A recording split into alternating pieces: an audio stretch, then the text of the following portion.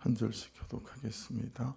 누가 묻기를 죽은 자들이 어떻게 다시 살아나며 어떠한 몸으로 오느냐 하리니 어리석은 자여 내가 뿌리는 씨가 죽지 않으면 살아나지 못하겠고 또 내가 뿌리는 것은 장대의 형체를 뿌리는 것이 아니요 다만 밀이나 다른 것의 알맹이 뿐이로되 하나님이 그 뜻대로 그에게 형체를 주시되 각 종자에게 그 형체를 주시느니라.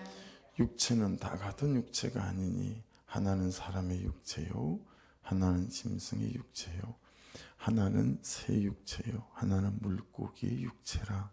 하늘에 속한 형체도 있고 땅에 속한 형체도 있나니 하늘에 속한 것의 영광이 따로 있고 땅에 속한 것의 영광이 따로 있으니 해의 영광이 다르고 달의 영광이 다르며 별의 영광도 다른데 별과 별의 영광이 다르도다. 죽은 자의 부활도 그와 같으니 썩을 것으로 심고 썩지 아니할 것으로 다시 살아나며 욕된 것으로 심고 영광스러운 것으로 다시 살아나며 약한 것으로 심고 강한 것으로 다시 살아나며 육의 몸으로 심고 신령한 몸으로 다시 살아나느니 육의 몸이 있은즉 또 영의 몸도 있느니라. 기록된 바 첫사람 아담은 생명이 되었담과 같이 마지막 아담은 살려주는 영이 되었나니 그러나 먼저는 신령한 사람이 아니요 육의 사람이요 그 다음에 신령한 사람이니 첫사람은 땅에서 났으니 흙에 속한 자이거니와 둘째 사람은 하늘에서 나셨느니라. 무릇 흙에 속한 자들은 저 흙에 속한 자와 같고 무릇 하늘에 속한 자들은 저 하늘에 속한 이와 같으니 같이 읽습니다. 우리가 흙에 속한 형상을 입은 것 같이 또한 하늘에 속한 이의 형상을 입으리라. 아멘. 고린도 15장은 계속 부활장이기 때문에요. 부활에 관해서 계속 말씀하고 있습니다. 그죠? 35절을 보십시오. 누가 묻기를 죽은 자들이 어떻게 다시 살아나며 어떠한 몸으로 오느냐 하리니 35절에는 두 가지 질문이 있죠. 하나는 근데 질문이기는 하지만 굉장히 부정적인 그는 절대 확신 같은 겁니다. 굉장히 부정적이기도 하고 그런 일은 절대로 일어날 수 없어. 뭐 이런 얘기를 하는 거죠. 첫 번째 질문은 뭐예요? 죽은 자들이 어떻게 다시 살아나느냐라는 거예요.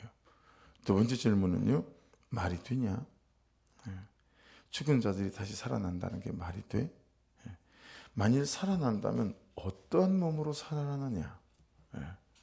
원래 육체적으로 살아있던 그 모습 그대로냐? 이대로 부활하느냐라는 얘기죠. 아니면 뭐 다른 모습이라도 있나? 야, 말이 되는 소리를 좀 해라. 이제 이렇게 반문하는 질문들이 고린도 교회 안에 고린도 교회 성도들의 친구나 믿지 않는 가족이나 이런 사람들로부터 부활에 대한 공격들이 부정적인 절대 확신들을 가지고 야, 말 같은 소리 좀 해라 라고 하는 이야기가 있다라고 하는 거죠. 굉장히 비아냥거리는 말이기도 하고요. 죽은 사람이 다시 살아나? 그럼 뭐 세상에 안 되는 일 없겠네.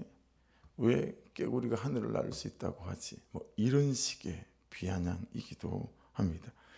자, 이 말을 여러분 그냥 그대로 부활에 대한 말씀이지만 우리에게 가져와서 적용을 좀 해본다면 우리가 우리의 삶의 일상에서 굉장히 자주 쓰는 말이거나 아니면 말은 하지 못하지만 마음으로 품고 있는 그런 말일 수 있다라는 거죠. 예를 들면 야, 저 사람 하는 짓을 봐라. 사람 되기는 걸렀다. 또는 다른 사람은 다 변해도 저 사람은 변하지 않을 걸 이라고 하거나 이 현실이 달라지겠니? 라고 하는 것이거나 우리 관계가 나아지겠냐? 뭐 어쩌겠어 그냥 이러고 사는 거지. 이제 이런 식의 우리 삶의 적용이 일어날 수 있겠죠. 왜냐하면 어떻게 사람이 다시 살아나니? 라고 하는 거니까 왜 제가 이렇게 말씀을 적용할 수 있는 거죠? 15장 2절이 뭐였는지 계속 이 말씀이 걸려 있어요. 15장 고린도서 2절 너희가 만일 내가 전한 그 말을 굳게 굳게 지키고 두 번째 헛되이 믿지 아니하면 그로 말미암아 구원을 받으리라. 사망이 이 다나토스가 죽는 것, 다이닝과 결국 우리가 죽어야 되는 것, 살아있지만 죽어 있음, being dead, 이 두 가지이라면 구원, 이 소조도 뭐였습니까? 우리 영혼의 구원일 뿐만 아니라 우리의 삶의 구원일 뿐만 아니라 내 존재의 구원 또는 내 심령, 마음의 구원까지 이 구원이 포함하고 있는 것이니까요. 부활의 예수님이 다시 오실 때 우리가 누릴 은혜이기도 하지만 예수님을 믿고 이 땅에 사는 날 동안 우리가 누릴 부활의 은혜 중에는 삶의 구원도 있고 내 존재적 구원도 있고 내 심령의 구원도 있다라고 하는 것이니까, 야, 부활이란 게 말이 되니? 라고 하는 이 말 속에는 야, 그 사람이 되겠니? 라는 말들도 포함될 수 있다라는 걸 지금 말씀드리고 있는 거예요. 그래서 로마서 8장 11절, 예수를 죽은 자 가운데서 살리신 이 영이 너희 안에 거하시면, 그리스도 예수를 죽은 자 가운데서 살리시니까 너희 안에 거하시는 그 영으로 말미암아 너희 죽을 몸도, 너희 죽을 현실도, 너희 죽을 관계도 다시 살리시리라 라고 해석하고 적용할 수 있다라고 하는 것입니다. 그러니까 여러분, 이런 거 아니겠어요? 제가 성령 충만을 어떻게 표현하죠? 살아계신 하나님이 살아계신 하나님으로 여기 살아계시게 하는 거, 이게 성령 충만이란 말이에요. 로마서 8장 11절 말씀이나 오늘 말씀들도 그렇게 말씀들이 적용될 수 있는 거죠. 살아계신 하나님이 살아계신 하나님으로 여기 살아계시게 하는 거. 그러니 여러분, 우리의 제일의 사명은 아빠이든 역할이죠, 남편이든 역할이죠, 아내도 역할, 엄마도 역할, 목사의 역할, 여러분도 그리스도인으로서 역할, 이런저런 직분, 우리의 가장 첫 번째 사명과 부르심, 이건 뭐냐면 여기 이 심령 속에 살아계신 하나님이 살아계신 하나님으로 살아있게 만드는 것입니다. 모든 것은 그 다음부터예요. 그래야 우리의 삶 속에서 살아계신 하나님의 권세와 능력들이 드러나게 될 것이고, 야, 저 사람은 안 돼, 이는 절대 확신 가지지 않겠죠. 이게 변하겠니? 이는 절대 확신 속에 부정적인 살아가지 않을 것이니까 말이죠. 그래서 여러분 36절을 보십시다. 어리석은 자요, 내가 뿌리는 씨가 죽지 않으면 살아나지 못하겠고. 자, 그는 삶의 구원들이 어떻게 일어나냐 라는 거죠. 어떻게 일어나냐? 죽어야 다시 산답니다. 죽어야 다시 산다. 죽는 것이 먼저다. 그것도 내가 죽어야 된다는 거죠. 그러니 보세요. 살아계신 하나님이 살아계신 하나님으로 이렇게 살아계시지 않으면 절대 내가 먼저 죽지 않습니다. 그렇잖아요. 그래서 맨날 싸우고 다투는 거 아닙니까? 그렇죠? 그런데 우리는 그를 죽이려고 하거나 그 보고 먼저 죽으라고 하거나 왜 이리 너는 죽지 않니? 라고 하면 산대라는 거죠. 말씀은 내가 먼저 죽어야 된다라고 말하는데 우리는 내가 먼저 죽을 생각은 없고 항상 그가 먼저 죽어야 된다라고 생각한다라는 거예요. 이것은요, 수박씨를 밭에 뿌렸더니 밭에 뿌려진 수박씨가요, 팔짱을 딱 끼더니 이리 말하는 것하고 비슷합니다. 아니 도대체 언제 싹이 나는 거야? 아니 언제 뿌리가 나는 거지? 잎은 언제 나고? 도대체 수박은 언제 먹을 수 있는 거야? 여러분, 밭에다가 수박씨를 뿌렸으면 수박씨가 죽어야 뿌리도 나고 잎도 나고 나중에 열매가 맺히지 않겠어요? 그런데 밭에 뿌려놨더니 이 수박씨가 팔짱 딱 끼고 앉아가지고요, 언제 잎이 나냐는 거예요. 여러분, 내가 죽지 않으면서 팔짱 끼고 앉아서 내 삶이 언제 달라지느냐라고 말하는 사람하고 뭐가 다르냐라는 거죠. 예. 자기는 죽지 않고 팔짱 끼고 앉아서 열매를 보려는 수박씨처럼 우리는 자기 존재와 자기 인생에 대하여 그런 사람이 아닐까. 자기가 죽지 않으면서 내 인생과 내 존재는 왜 이러냐라는 거죠. 절대로 죽을 생각이 없으면서 자기 인생에 대한 꿈은 얼마나 많은지 몰라요. 예. 이렇게 바뀌었으면 좋겠다. 내 남편이, 내 아내가, 내 자녀가, 내 현실이, 저 사람이 이렇게 되어줬으면 좋겠다. 인생의 꿈이 얼마나 많아요. 그런데 단 한 번도 자기가 죽지 않는 거예요. 살아계신 하나님이 살아계신 하나님으로 여기 살아계시지 않으니 어떻게 십자가 지는 적용을 하겠느냐라는 얘기예요. 어떻게 십자가 지는 적용을 하겠습니까? 절대로 죽지 않는 남편으로 아내로 살면서 아내에 대한 남편, 또 남편에 대한 요구, 불평, 원망, 이건 얼마나 많이 있는지 모르는 거죠. 그래서 여러분, 오늘 묵상, 죽지 않는 씨앗, 이게 내 모습이 아닐까라는 거예요. 죽지 않는 씨앗. 목사가 죽지 않고 성도만 죽으라 그러면 교회가 어떻겠어요? 그렇죠? 아내가 죽지 않으면서 남편에게만 죽기를 요구한다면 그 가정이 온전하겠습니까? 그러니 내 죄는 안 보이고 맨날 다른 사람 죄만 보이는 거죠. 예. 내 죄에 대한 점검감이 뭔지 알고 고백할 수 있어야 되고 내 죄패가 뭔지 알고 고백할 수 있어야 하거든요. 예. 그래서 남편에게 무릎 꿇고 아내에게 무릎 꿇고 자녀들에게 무릎 꿇는 일들이 우리에게는 일상일 수 있어야 된다는 거예요. 예. 나 때문에 당신이 뭐 이런 거죠. 그래서 여러분 요한복음 12장 24절 여러분이 아실 만한 말씀이에요. 내가 진실로 진실로 너에게 이르노니 한 알의 밀이 땅에 떨어져 죽지 아니하면 한 알 그대로 있고 죽으면 많은 열매를 맺느니라. 그래서 여러분 죽지 않은 사람이 너무 열심히 사역하고 일하는 거 사실 좀 무섭습니다. 죽지 않은 아내가 너무 성실하고 막 자기 할 일 다 하면 그것도 무섭습니다. 왜 그래요? 분명히 생색을 내거든요.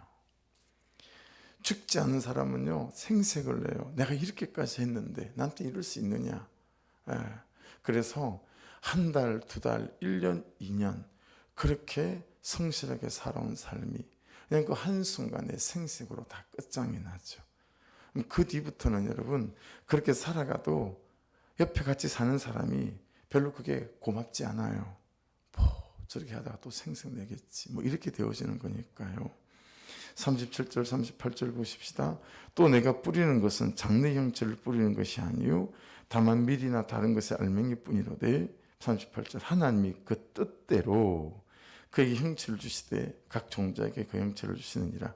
이제 바울이 하나님께서 바울을 통해서 씨앗을 통해서 부활의 원리를 설명하는 거예요. 사람이 씨앗을 뿌려도 여러분 그 씨앗이 그 형체대로 자라나게 하시는 분은 하나님이라는 거예요. 여러분 농사를 지어보셨는지 모르지만 전 농부의 아들이니까 제 앞에 씨앗 종류를 쭉 지금도 갖다 놓으면 거의 그 씨앗이 뭔지 알 것 같아요. 근데 제 아내와 우리 자녀들만 해도 차를 타고 가면서 저게 감자꽃이야, 저게 메밀꽃이야, 저게 땅콩이야, 저게 고추고 저게 쑥갓이네, 저게 부추고 여러분 그러면 저게 부추구나라고 말하지만 여러분 그 씨앗을 갖다가 앞에다 쭉 깔아놓으면 알겠냐고요. 그 씨앗은 씨앗대로도 가르쳐야 되는 거 아니겠어요? 그러니 씨앗을 보고 어떤 게 열릴지 모르는 사람은 가늠할 수가 없는 거죠. 우리의 부활도 그와 같다라는 거예요. 씨앗을 하나님께서 그 형체대로 만들어내듯이 우리가 이런 육체를 갖고 있으나 죽은 뒤에 부활할 때 어떤 형체로 만드실지 그 씨앗을 그렇게 만들어 가시는 것처럼 그게 하나님의 주권 속에 있는 것이라 우리가 알 수 없다라고 하는 의미도 여기는 포함되어지겠죠. 그래서 사람이 씨앗을 뿌려도 그 씨앗이 그 형체로 자라나게 하시는 분은 하나님이시다. 씨앗을 뿌리는 사람의 능력도 아니고 식물의 의지 때문에 그런 것도 아니고 우연히 일어난 일도 아니라는 거죠. 씨앗의 종류대로 그 형체가 되게 하는 것은 오직 하나님이다 라고 하는 것을 말씀하고 있는 것입니다. 땅에 심긴 씨앗이 하나님의 주권적인 능력과 뜻에 의해 전혀 다른 모습으로 변화되듯이 부활 후에 나의 육체도 하나님의 능력에 의해 우리가 새롭게 되어질 줄 믿습니다. 할렐루야. 이거 여러분 자녀들에게 설명할 수 있겠죠? 엄마, 부활이란 게 뭐야? 어떻게 된다는 거야? 이 모습 이대로 태어나는 거야 또? 라고 말할 때 여러분 설명하실 수 있겠죠? 씨앗을 가지고 설명하시면 되는 거예요. 그죠? 그래서 야, 이 씨앗이 그냥 우리가 보기에는 야, 여기에 뭐가 되겠나 싶지만 그것을 전혀 다른 모습으로 하나님의 능력과 뜻으로 이렇게 변화시켜 놓듯이 부활 후의 나의 육체도 하나님의 능력에 의해서 새롭게 되어진다 라고 하는 것들을 설명할 수 있으면 될 것 같아요. 39절부터 41절 보시면 육체는 다 같은 육체가 아니니 하나는 사람의 육체, 하나는 짐승의 육체, 하나는 새 육체, 하나는 물고기 육체가 다 다르다라는 거예요. 40절 하늘에 속한 형체도 있고 땅에 속한 형체도 있으니 하늘에 속한 것의 영광이 따로 있고 땅에 속한 것의 영광이 따로 있다. 해의 영광이 다르고 달의 영광이 다르며 별의 영광도 다른데 별과 별의 같은 별이라도 영광이 다르다라는 거예요. 여러분 보세요. 우리는 부활 이전의 씨를 보고 있을 뿐입니다. 부활 이전의 씨. 그렇죠? 그러니 부활이라고 하는 식물이 어떤 모습일지 우리가 상상할 수 있겠는가? 라고 하는 거죠. 42절 죽은 자의 부활도 그와 같으니 썩을 것으로 심고 동그라미입니다. 죽은 자의 부활도 그와 같으니 썩을 것으로 심고 썩지 아니할 거로 다시 살아나며 그게 또 밑줄이죠. 여러분 씨 그러면 저는 생각나는 것이 한해 농사를 우리 아버지가 짓고 나면 아버지가 옥수수는 옥수수대로요 또 시금치는 시금치대로 여러분 시금치가 바닥에 깔려서 자라는 거지만 시금치가 이렇게 커요. 가만 냅두면. 그래서 거기에 이제 대가 이렇게 올라와 가지고요. 아버지가 시금치 씨앗을 이렇게 다 털어서 그래서 서로 뭐 동네 밭이니까 가다가 아버지 친구 밭에 그에 따라 그게 유독 잘 되면 아이 나한테 그 씨앗 좀 달라고 그 씨앗을 또 받기도 하시고 씨앗을 주기도 하세요. 항상 처마 밑에는 내년에 심을 옥수수 그걸 이렇게 말리는 게 있죠. 삐쩍 말라가지고 말이에요. 야 여기에 무슨 이게 나중에 생명이 되고 채소가 열릴까? 전 어릴 때도 되게 신기했던 것 같아요. 그렇게 거둬뒀다가 종자씨로 쓰시는 거죠. 종자씨로. 되게 신기한 거 아닙니까? 씨는 다 죽은 것 같습니다. 여기서 무슨 생명이 나올까 싶습니다. 그런데 봄이 돼서 밭을 갈고 거름을 주고 이 죽은 것 같은 씨를 뿌리는데 살아있는 식물을 거두게 되는 거예요. 이게 씨앗의 놀라운 원리다라고 하는 것이죠. 죽은 자의 부활도 그와 같으니 썩을 것으로 심고 썩지 아니할 것으로 다시 살아나며 43절에 또 심고가 두 번 나오죠. 욕된 것으로 심고 영광스러운 것으로 다시 살아나고 약한 것으로 심고 강한 것으로 다시 살아나고 육의 몸으로 심고 신령한 몸으로 살아나니 여러분 죽어서 묻히는 육신은 아름답지 않습니다. 그렇죠? 하지만 살아난 몸은 부활의 몸은 영광스럽다라는 말씀이고요.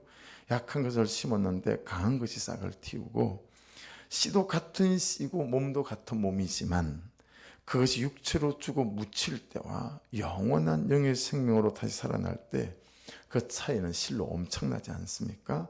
그래서 이게 심고라는 단어는 스피로라는 단어예요. 영적인 씨를 뿌리다라는 것입니다.